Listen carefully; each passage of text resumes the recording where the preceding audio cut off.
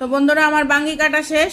বাঙ্গিটা খুব সুন্দর, এখনো খাই নাই। বাইলা বাঙ্গি 10 গ্রামে বলে বেলে মাটিতে বাঙ্গি বানাইলে নাকি বালি বালির মতো লাগে। বালি বলতে কিন্তু ওই বালি নয়, একটা স্বাদের বালি। তো যাই হোক, এখন আপনাদের সাথে একটু খাইয়ে দেখি। আপনাদের তো খাওয়াইতে পারতেছি না, এখন কি আর করা।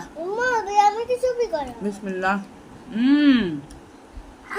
সেই মজা।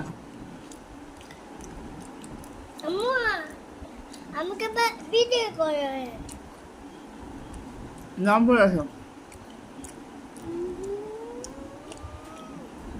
খুব মজা।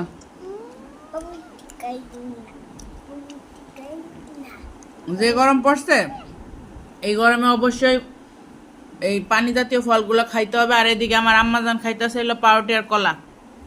যেহেতু জামা পরে নাই, তাই ক্যামেরার সামনে আনলাম না। জামা পরে আসো। আর আন্নাস মনে পড়তে বসতে। আর এই হচ্ছে আমার বিছনার অবস্থা। এগুলো আর বইলা লাভ নাই। বাচ্চা কাচ্চা বড় না হওয়া পর্যন্ত ঘর বাড়ি এরকমই থাকবো।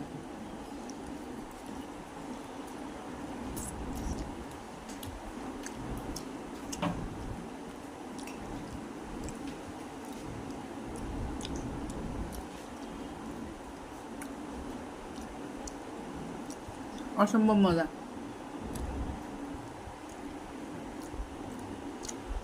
আমার ঘরে একজন ব্যক্তি আছে যে নাকি ভালো কিছু চিনে না,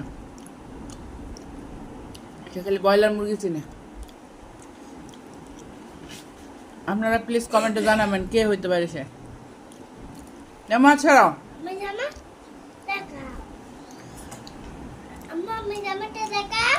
না, যাও পড়ো আগে।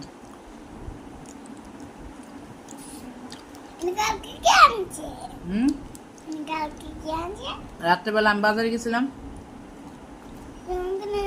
বাজারে লিচু দেখছি, লিচু ভালো না, খালি বড় বড় বেশি আনেন।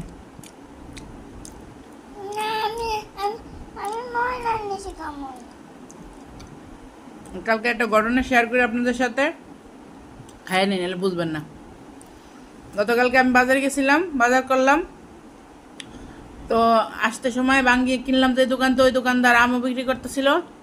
তা এক লোক আম কিনতেছিল। তা আমি আবার দোকানদারে জিজ্ঞেস করলাম যে আম কত কইরা। উনি বললো 110 টাকা। তো এর মধ্যে আমি বললাম কি এইসব আম তো এখনো ভালো না, এগুলো তো কেমিক্যাল দিয়ে পাকানো। তা দোকানদার আবার হুজুর টাইপের লোক, উনি বললো যে ঠিকই বলছেন আপা, আম তো এখনো পুরোপুরি পাকে নাই, আম এগুলো সব কেমিক্যালেরই পাকা। এই সত্যি কথাটার জন্য যে লোকটা